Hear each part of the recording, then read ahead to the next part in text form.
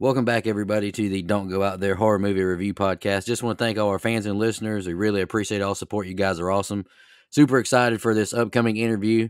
We had the utmost pleasure of interviewing the legend himself post-release of Halloween Kills, and now we get the surreal chance to interview him for promotion of Halloween Ends. I've said before, he's my favorite portrayal of Michael Myers, The Shape. James, welcome back to the Don't Go Out There podcast. How are you doing, sir? I'm doing great, and it's good to be back with y'all. James, the last time we spoke, you were getting ready to head off to film Halloween Ends.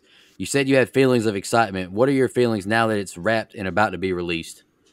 Man, it's bittersweet. It's consumed so much of my life, and it's been such an important part of my life. It's been exhausting. It's been brutal. It's been, just emotionally exhausting. Physically, just brutal. But it's also this has been the greatest and most beautiful experience of my film career. I mean, it's the playing this powerful, rich, deep character, working with Jamie Lee Curtis and David Gordon Green, Christopher Nelson, the special effects makeup artist. I mean, just Michael Simmons, the cinematographer. Just incredibly talented people. The scripts, the screenplays that David and Danny McBride wrote. I mean, so. On one hand, it's kind of a relief to let this go and let go of the I didn't realize how much of it I was still carrying, even though I can breathe the character in and breathe it out. On the other hand, man, we're a family, and it's more than any other film or television show I've ever worked on. We all have forged such powerful friendships through this. So, right. I'm stoked to have a whole new family. It's my Halloween family. Oh, yes, sir. I don't know. I'm sure you don't remember, but I got to ask you this question personally at your panel at Spookala. So I want to ask you again. James, Jamie Lee Curtis has already said that this is her last time portraying Lori Strode. After the movie is wrapped, has it really resonated with you now that you're Michael Myers for Jamie Lee Curtis's last appearance as Lori Strode? I know you spoke on how emotional you were. I just want to know what your feelings are now that the movie has wrapped. I think that will sit in on me at some later date. I still feel like I'm in the mix, and I haven't really processed intellectually, what this all means to me, because the creation and portrayal of this character has been so emotional and spiritual. And so I think once the film premieres and then it's released and then it runs, and I have months to let it sort of sit, and Jamie and I have a chance to talk, and the other members of my family, David Gordon Green and Chris and everybody else, because we're all so close. Right. I think I'll be able to process through that and answer that question. Hit me up next year, man. Definitely. I'll be at Spookala every year, I think. Right on, man. To hear you speak now and just in interviews from Jamie the last couple of months as well, the pride is just very evident. You both have talked about, especially this movie. So obviously we're going to get something not only that you both have put your love and souls into, but something you guys are both very proud of, obviously. Can you kind of speak to that a little bit? Well, I'll say this. My favorite scene in the entire trilogy, which is really one movie in 3 acts. Right. My favorite scene, the most powerful scene that I've ever acted in or shot in not only these movies, but any movie, is the finale between Jamie and I. It's emotional, it's violent, it's erotic, it's so many things packed into one. And, so I can't speak too much more about that scene, right. But we both, the connection that we had creating that particular dynamic. I mean, at one point, when you're going into a new setup and you're setting up new lights, I mean, that can take an hour and a half, 2 hours. Right. At one point we were in a certain position, when I'm laying there, because you can see that from the trailer. So I'm not killing it, but we held hands for like an hour without speaking.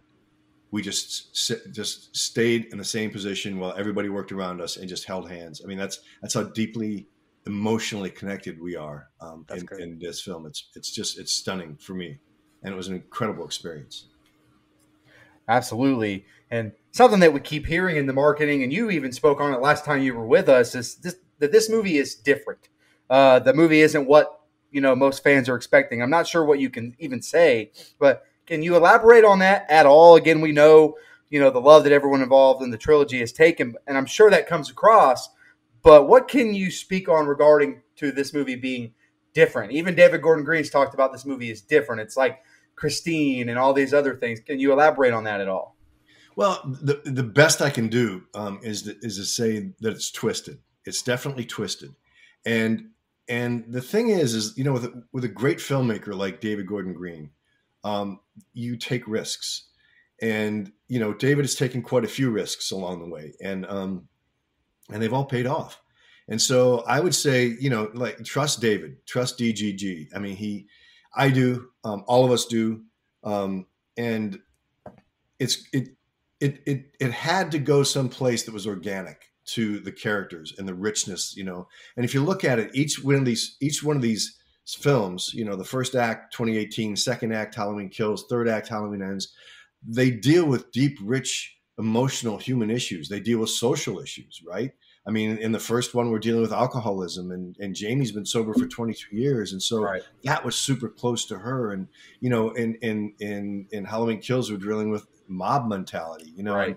and what happens? And we're living this in our real world now. And Right. so Halloween Ends is going to do something very similar. It's going to approach some things in life that we need to look at as a society and go, "Ooh, wow, I didn't quite see it that way." Well, speaking of approach, can we get into your acting approach a little? Has anything changed with the way that you've approached the character between Halloween 18 and then Kills and now Ends? No. My job was to show up to Christopher Nelson's special effects making trailer the very first morning in the exact same place that I was when I left it in Halloween Kills. Wow. Which was the exact same place I entered Kills, which was the exact same place I left 2018, which is why I haven't intellectualized the character at all, which is why I just kept that same sacred space inside me that I could breathe into, allow it to consume me, and then breathe it out again. Okay. So you've mentioned before that, when you've been asked if you had a favorite out of the three, that you don't see them like that. And you even spoke on it earlier tonight with us, that you see them as acts 1, 2, and 3 of the same film. So obviously secrecy is so key with something like that. Can you talk about the extents that were taken to keep this final act secret? I mean, so many movies have leaks, and there are even some with Halloween Kills. What lengths did David Gordon Green and really everyone go to keep this a secret? Thank God they did too. Yeah. Thankfully. Well, the studio's pretty much in control of what, the marketing. And so, a director moves on and he's working on other things. I mean, you just trust your marketing people to, and David and all the rest of us felt that they gave away too much on the trailers and Halloween Kills. And I think, everybody does their best, whether it's marketing, whether it's publicity, whether it's, the filmmakers, everybody's doing their best. So, but we all had the feeling that, that marketing wasn't trusting the fans and trusting us. And so we had talked about this going in. We specifically all were in unison and that we did not want to give away anything for Halloween Ends. And so, even some of the things you see in the trailers may or may not be in the movie. You never know. Awesome. Yeah, that's definitely happened, before in the past with other films, so that wouldn't surprise me at all. The last time we spoke to you, we talked about your respect for Nick Castle, the original Shape character, and how it was working with him in 18 and even some of the scenes that got cut in Kills. Besides his breathing work, which, Nick shared on his Instagram, should we expect Nick to be back donning the mask in any scenes, or is this one he could possibly do with something else without giving anything away, obviously? Well, Nick is giving this away, so I'll give it away. Okay, I was going to say he's pretty open with it. He's pretty open. Yeah, no, he's not playing any. He has nothing to do with playing Michael Myers, playing the Shape. He's playing another character, and which is awesome. That's really cool. Really, really awesome. But he's still doing the breathing, and we agreed that he should do the breathing because we actually communicated. This is the only time we've ever communicated about the character ever. Is right before he was going to do the breathing in this one, and we just kind of threw some notes back and forth. But I think it's really poetic that he did the breathing in all three because he is the breath of life that created this character. I just got to fill the shoes of it and expand it. James, just kind of a deep one. I mean, everyone that loves horror movies, I feel like, has a 1978 Halloween story. Whether it's the first time they watched it or how the movie affected them in some way in their lives. I think we can all agree on this show, this trilogy that David and you have put together has really treated the fans with the utmost respect. I mean, taking these stories into account almost. My Halloween story goes back to my mother and I being able to share the movie and much more. But can you tell us your Halloween story? I mean, before you worked on the film, obviously, was there anything with you seeing the original '78 the first time that kind of stands out that you can tell us about? Well, first of all, to your point, everybody who worked on these movies has a Halloween story. Every one of us there was a fan. Every one of us there knew that we were doing something really, really special. And so, yeah, I mean, I knew in fourth grade I was going to make films, and, it wasn't a dream. I didn't put up posters. By fifth grade, I picked up my daddy's, old 1950s era Kodak tri-lens 8mm camera. And man, I had to buy my own stock. I was a paper boy. I didn't make a whole lot of money, but I had to buy my own stock. I had to sit there and cut it on a moviola.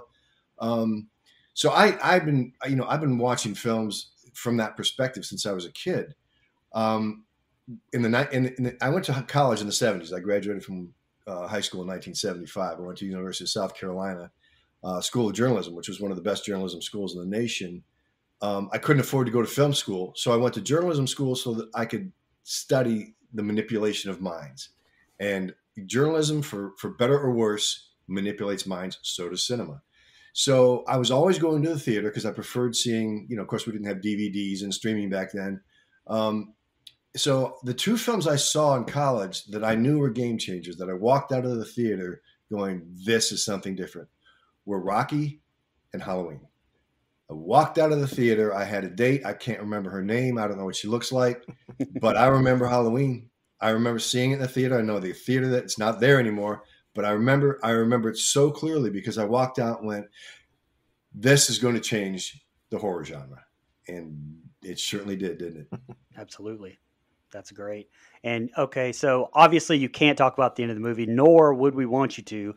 But my question is, whether Myers lives or dies in this timeline, eventually we're going to get another timeline reboot or a remake or maybe even a follow-up to this. Eventually Myers will be back. So if approached, would you play Michael Myers again? And a follow-up, would it depend on if DGG was your director again or not? Well, I'd say this. I mean, for now, in my heart and mind, I've put this to rest. Okay. I think it would be very difficult. It would have to be an amazing director. I'm certain David wouldn't come back to do another. Okay. He's already on to The Exorcist. He's already on to, that man, he sleeps 3 hours a night. He's light years ahead of everybody else. I don't know. I mean, if the script were so amazing and the director was just through the roof talented and they added another couple zeros to my paycheck, I might think about it. Right. Hard to beat that answer. I like that. Oh, yeah, absolutely. Halloween Ends will be in theaters and on Peacock streaming on October 14th. James, thank you so much for coming on.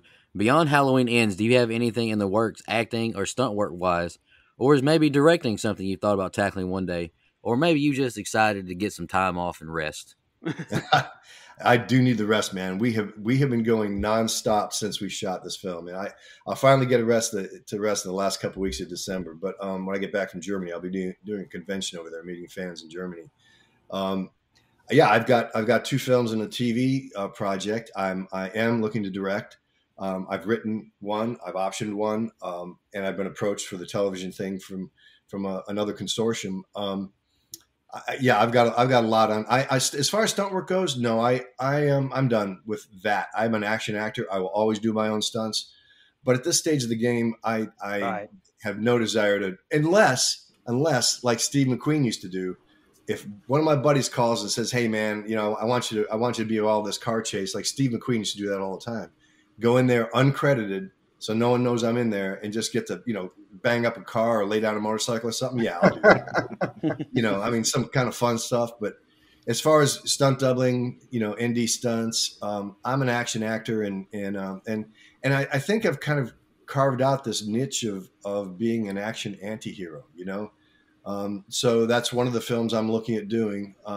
And then there's some, you know, the film I've written and will be directing as a coming of age story, and it's not horror, but it's definitely very, very tapped into the issues we're dealing with, kids deal with these days, and Right.